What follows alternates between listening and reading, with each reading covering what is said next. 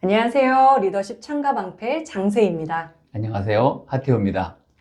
요새 진짜 AI 쓰나미예요. 맞습니다. 돌파구를 찾고 계신 우리 형제자매님들 많으실 텐데요. 오늘은 생각을 깨우고 잠재력을 활짝 열어줄 아주 특별한 시간을 준비했잖아요. 맞습니다. 네, 성경 속 질문이 해법으로 바뀌는 놀라운 마법의 시간 준비했습니다. 좋은 질문은 마치 자물쇠를 여는 열쇠 같은 것 같아요. 꽁꽁 닫힌 가능성을 활짝 열어젖히는 강력한 힘을 지니고 있죠. 맞습니다. 왜 리더에게 좋은 질문이 생존과 성장을 위한 필수 조건인지 우리 데이비 씨 찬찬히 말씀을 좀 해주시고요. 리더십 품격을 올리고 신앙의 성장을 일으키는 리더십 창가방패 지금부터 본격적으로 시작해 보겠습니다. 데이빗, 급변하는 경영 환경 속에서 리더가 조직을 성공적으로 이끌기 위해서 요새는 좋은 질문이 결정적인 무기가 됐어요. 이게 왜 그런지 말씀 좀 부탁드릴게요. 사실 농경사회에서는 경험이 음. 상당히 중요한 부분을 차지했거든요. 근데 네. 급변하는 사회에서는 음. 이제는 저희가 새로운 환경에 처해 있기 때문에 질문이 상당히 중요한 부분을 차지합니다. 그래서 아인슈타인은 이렇게 말했어요. 중요한 것은 답을 찾는 것이 아니라 올바른 질문을 하는 것이다. 그래서 요즘의 리더십은 답을 알려주고 지시하는 것이 아니라 팀이 스스로 답을 찾을 수 있도록 돕는 데 있다고 하는 거죠. 그래서 특별히 빠르게 변하는 시대에서는 미리 정해놓은 답보다는 어떤 질문을 던질지, 어떻게 답을 찾아갈지가 더 중요하다고 하는 겁니다. 하나 제가 예를 들어드릴 텐데요. 코카콜라의 경쟁 회사인 펩시가 있습니다. 이 펩시콜라의 수건 사업이 하나 있는데, 코카콜라의 클래식 병 디자인, 웨이브라고 하는 병 디자인보다 더 멋진 병 디자인을 만드는 거였어요. TF팀이 6개월 동안 디자인 작업을 했는데 결론이 어렵다는 거였습니다. 그때 그 팀을 이끌고 있었던 부사장이 질문을 바꿨어요. 펩시가 어떻게 코카콜라의 병 디자인보다 더 멋진 병 디자인을 만들 수 있을까라고 하는 질문에서 네. 어떻게 펩시의 매출을 올릴 수 있는 병 디자인을 만들 수 있을까? 라는 질문을 바꿔놓고 6개월 동안 다시 리서치를 했는데 뭘 발견했냐면 사람들이 콜라를 사가지고 갈 때 뭐 한 병 한 캔을 사가지고 가는 것이 아니라 6팩, 12팩 이렇게 사가지고 간다고 하는 것을 발견하고 거기에 착안해서 만든 병 디자인이 2리터짜리 페트병입니다.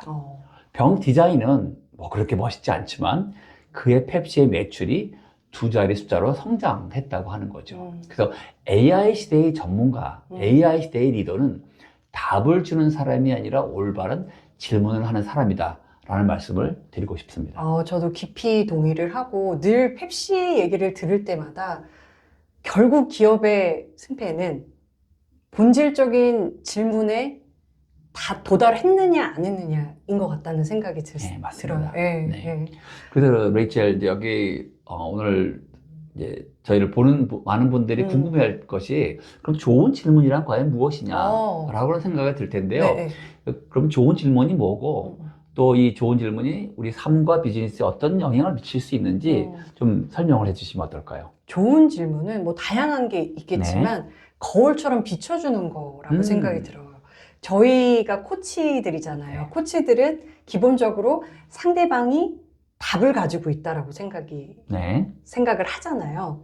그러면 그 답을 끄집어내기 위해서는 굉장히 깊이 있게 넓게 생각할 수 있도록 촉진을 시켜야 되는데 네. 보통 우리가 하는 질문의 한 60~70%는 네. 예, 아니오로 대답할 수. 그랬어? 안 그랬어? 좋아? 안 좋아? 오늘 어땠어?가 아니고 오늘 좋았어? 안 좋았어? 그러면 생각할 여지가 별로 없어요. 네, 네. 네. 그래서 열린 질문이라는 건 이렇게 생각을 좀 촉진을 시키는 그런 질문들을 말씀을 드리는 거거든요. 네. 이 질문들이 어떻게 도움이 되냐면 드러난 행동과 결과 속에 숨겨진 원인 그리고 생각, 감정, 욕구까지 깊이 들여다보게 만들어요. 그렇게 만들었을 때 훨씬 더 의미가 있고 해답을 연결해 주는데 아주 도움이 된다라는 네, 생각이 네. 듭니다. 근데 이게 쉽지가 않잖아요. 그렇죠. 예. 그냥 아니요, 예 이렇게 대답을 하면 쉬운데 생각을 자꾸 해야 되니까 특히 네. 감정 코칭을 할 때 감정을 드러내는 걸 좀 어려워하시는 분한테 지금 감정 상태 어떠세요? 라고 그러면 당황하잖아요. 막막하죠. 예, 막막하고 네. 당황스러우시잖아요. 이럴 때 좀 비유를 한다거나 네. 아니면 관점을 전환한다거나 가치랑 연결을 한다거나 이런 식으로 질문을 하면 조금 더 그분이 가지고 있는 거를 표현하는 데 도움을 줄 수가 있어요. 예를 들면 감정 코칭을 네. 들어갈 때 지금 감정 상태를 컬러로 한번 표현을 해보시겠어요? 혹은 날씨로 표현을 해보시겠어요? 네. 아니면 사물로 좀 표현을 해보시겠어요? 그럴 때 어떠실 것 같아요? 훨씬 편하게 얘기할 수 있을 것 같아요. 그렇죠, 네. 그렇죠. 그리고 한 스텝 한 스텝 들어가는 게 굉장히 중요할 것 같습니다. 네. 섬세하게. 네. 그러면 행동, 판단, 문제들의 관계적 역학 이런 것들이 미세하게 드러날 수 있어요. 그래서 해답을 다양하게 찾을 수 있다고 생각이 듭니다. 그리고 어려움에 닥쳤을 때 네. 우리가 생각이 막히잖아요. 아무 생각이 안 날 때가 네. 있죠. 네. 행동하는 것도 좀 어렵고 이럴 때 이런 질문을 하면 좋을 것 같아요. 지금 바로 내가 할 수 있는 작은 행동이 뭘까? 아, 네. 이런 질문들을 하다 보면은 문제에 닫혀 있지 않고 해결의 실마리를 좀 발견할 수 있도록 도움을 드릴 수 있을 것 같습니다. 그렇죠. 우리가 네. 뭘 해야 되는가라고 한 음. 질문보다는 네네. 부담감을 느끼게 되는데 네네. 뭘 할 수 있지 그러면 내가 좀 주체인 것 같은 생각이 그쵸, 드니까 훨씬 더 마음이 좀 음. 자유로워지네요. 좋은 포인트인데요. 네. 리더분이 팀원들한테 이런 질문을 하게 되면 음. 주체성을 가질 수 있고 또 음. 동기 유발을 시킬 수 있다는 그렇네요. 네, 좋은 강점이 있다고 생각이 듭니다. 네, 네. 자, 그러면 네. 이제 성경 속에서 네. 좋은 질문의 지혜를 찾아보고 네. 이것을 비즈니스와 삶에 어떻게 적용할 수 있는지 한번 살펴보는 시간을 가질 텐데 네. 데이빗, 구약과 신약 네. 성경에는 어떤 의미 있는 질문들이 등장하고 이 질문들이 우리한테 주는 시사점이 뭔지 좀 말씀 좀 부탁드릴게요. 사실 성경에는 너무나 많은 좋은 질문들이 나오고요. 그 질문을 만났다가 삶이 바뀐 많은 사람들의 이야기가 있는데 그 중에 딱 세 가지만 뽑으라고 한다면 전 첫 번째를 창세기 3장에서 찾을 겁니다. 그 죄를 범한 인간을 처음 찾아오신 하나님이 인간에게 물어봤던 첫 번째 질문이 있었어요. 그게 뭐냐면 아담아 내가 어디 있느냐였습니다. 그건 하나님이 아담이 어디 있는지 몰라서 이제 물어본 질문이 아니라 이 아담이 그 질문을 통해서 자기 자신의 위치와 상태를 돌아보게 만들었던 질문이거든요. 그 질문에 답을 하면서 아담은 이렇게 얘기합니다. 내가 버섯섬으로 두려워하여 숨었습니다. 그 답변을 통해서 그는 본인이 수치심을 느끼고 공포심을 느끼고 그리고 도망가고 싶은 마음에 있다고 하는 것을 발견하게 되는 거죠. 그리고 그때부터 이제 그걸 해결할 수 있는 방법을 하나님이 제시를 하십니다. 그렇죠.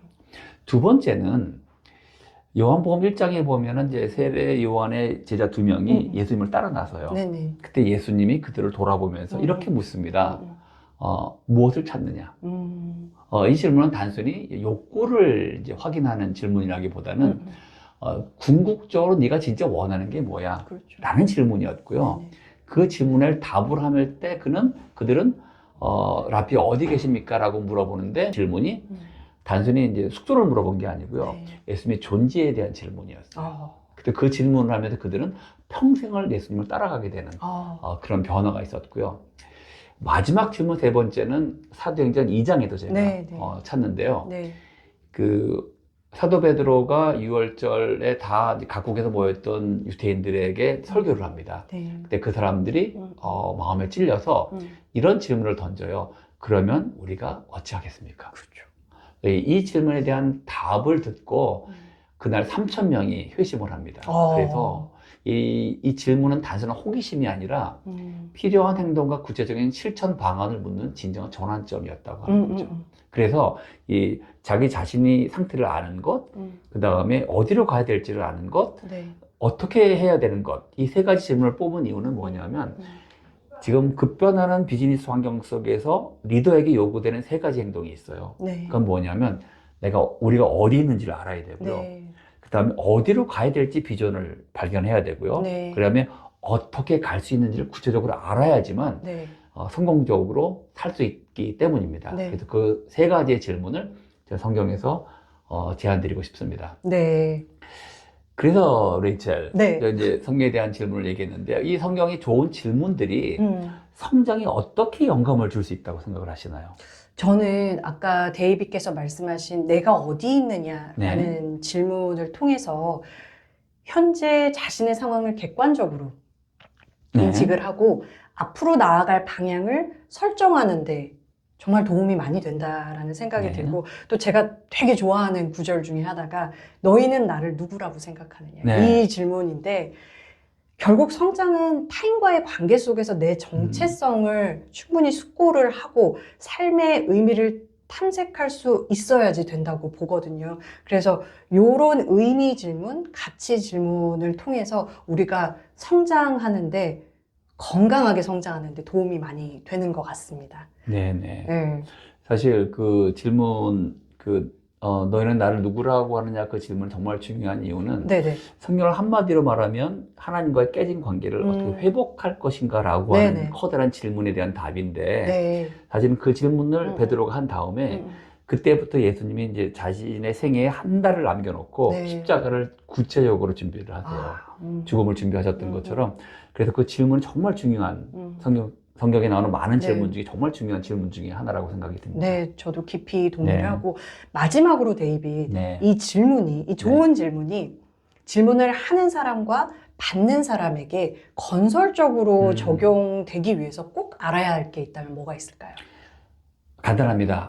답을 정해놓고 물어보지 마세요. 맞아요. 맞아요.